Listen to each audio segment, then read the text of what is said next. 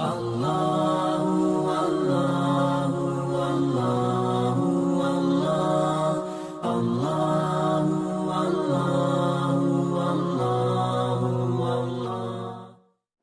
kasih rahasia besarnya. Sepanjang Anda betul-betul ikhtiar dilakukan karena Allah, maka perhatikan baik-baik. Kadang-kadang Allah seakan menunda apa yang menjadi hak Anda, bukan ingin menunda dan membiarkan Anda tidak mendapatkan sesuatu, tapi ingin memberikan semua nikmat secara sempurna. Karena di atas itu ada nikmat pahala, ada nikmat doa, ada nikmat istighfar, ada nikmat usaha, dan nikmat hasil yang tiada terputus. Tidak terputus. Lihat sini. Kalau antum sehari berusaha, nggak dapat apa-apa. Memang, mohon maaf, hasilnya belum dapat diraih. Belum dilihat tuh. Tapi bukankah pada saat itu, doa antum akan bertambah? Bukankah malamnya salatnya nambah? Tahajud? Bukankah di situ kadang-kadang kita istighfar? Ya Allah. Teman-teman, bukankah istighfar menggugurkan dosa? Bukankah berdoa menambah harapan, mengakumulasikan sesuatu? Bukankah tahajud menambah pahala lagi? Kadang-kadang yang diinginkan oleh Allah pertama kali bukan dunia dulu. Ketika Allah mencintai seorang hamba, dia akan berikan pahala akhirat dulu. Karena dunia itu sifatnya sementara. Hei fulan, kamu kemana aja? Kemarin kamu jauh dari saya, baru sekarang kamu pikir dekat dengan saya. Saya nggak pengen kasih dunia dulu, dunia itu kecil. Kalaupun di seekor sayap samuk sebelahnya, sebelah sayap nyamuk ada dunia itu ada nilainya, saya kasih buat kamu deh, nggak ada nilainya. Ya, karena itu saya ingin kamu akhirat sempurna dulu. Saya ampuni dulu dosa-dosa kamu yang kemarin. Begitu sudah diampuni, hari kedua istighfar lagi diampuni, saya kasih pahala yang banyak. Begitu pahala udah dapat, dosa udah diampuni, baru dunia diakumulasikan. Karena hukum dunia itu, kalau antum usaha akan terus diberikan. Jadi nggak ada yang nggak dikasih. Jadi kalau antum sehari bekerja ini, kelihatannya nggak dapat apa-apa. Bukan nggak dapat apa-apa, disimpan untuk diakumulasikan. Nanti dosa antum tuh udah hilang, amalan udah banyak, antum dapat banyak. Kadang-kadang nggak sadar kalau saat dapat banyak itu sebetulnya itu hasil usaha antum sebelumnya. Itu teorinya begitu.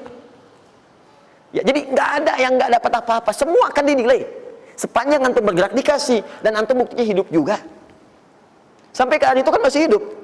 Bisa makan juga di hari itu. Bisa beraktivitas juga, sehat juga dan sebagainya. Belum dapat apa. Makanya kata Nabi, yang hari itu ada makanan, dia orang kaya sebetulnya. Kalau besok masih ada lagi, kaya banget. Antum sampai sebulan masih ada cadangan. Kenapa kita mesti berkeluh kesah? Dan belum tentu hidup juga sampai besok. Yang antum mau ngumpulin apa? Nah, maka prinsip yang terbaik adalah ketika antum berikhtiar, ikhtiar usaha yang maksimal. Tapi jangan khawatir kalau antum kerja sehari nggak dapat, 2 hari belum ada usaha. Jangan khawatir teman-teman sekalian. Rumus yang mengatakan semua ketika badan bergerak, maka rezeki dituliskan untuk keluar. Tapi kadang-kadang ada yang Allah inginkan lebih besar dari apa yang Anda harapkan. Apa yang Allah harapkan, ikutkan ke situ, maka Anda akan mendapatkan akumulasi bagiannya. Itu yang dilakukan oleh Sayyidah Hajar. Begitu beliau kemudian naik ke Marwah, nggak dapat. Naik ke Safa, nggak dapat. Apa pernah tertuliskan dalam riwayat sedikit aja Sayyidah Hajar mengeluh?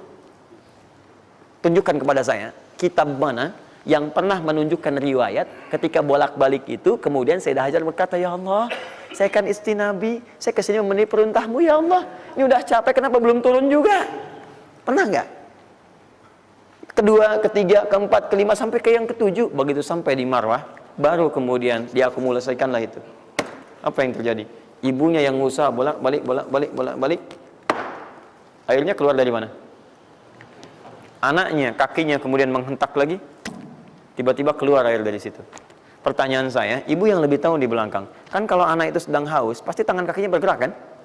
Kenapa saat pertama disimpan bergerak, airnya keluar? Sudah 7 kali bolak-balik, baru air keluar. Silakan lihat riwayatnya. Pada hentakan itu, ketika 7 kali ibunya bolak-balik, malaikat mengepakkan sayapnya. Itu yang menghantam air dan keluar air. Malaikat yang ditugaskan Allah memberikan rezeki namanya Mikail. Itu ada di Quran surah kedua ayat ke-98. Ya, man kana aduwwan lillahi wa malaikati wa rusuli wa jibril wa mikail. Mikail. Di antara tugas Mikail oleh Allah ditugaskan untuk memberikan rezeki. Yang paling menarik, perhatikan baik-baik. Begitu airnya keluar, ibunya sedang di Marwah, sedang berdoa nih. Makanya kalau sa'i di sofa ngadap ke kiblat berdoa dulu, ke Marwah ngadap ke kiblat berdoa dulu. Begitu sedang berdoa nyampe ke Marwah yang ketujuh, anaknya lebih kencang menangisnya. Ibunya mendengar suara nggak biasa, dikejar ke sini. Begitu kejar ada air. Apa kata ibunya? Lihat kalimatnya. Zam, zam, zam, zam. Ibunya tidak mengatakan ijma, ijma, ijma, tapi zam, zam, zam, zam. Zam itu artinya kumpul jangan berhenti, kumpul jangan berhenti, kumpul jangan berhenti. Sampai sekarang air itu tidak pernah berhenti. Perhatikan bagaimana akumulasi pekerjaan seorang ibu yang sangat serius menghasilkan rezeki bukan hanya untuk dirinya, untuk anaknya, cucunya, cicitnya, dan berganti generasi sampai kita sekarang. Kita aja ke zaman Nabi Muhammad, itu teman-teman sudah lewat 15 abad. Nabi Muhammad ke Nabi Ismail 29 generasi. Satu generasi bisa ribuan tahun. Nabi Muhammad ke Nabi Musa aja 2000 tahun, ke Nabi Isa 600 tahun. Sekarang ke Nabi Ismail 29 generasi.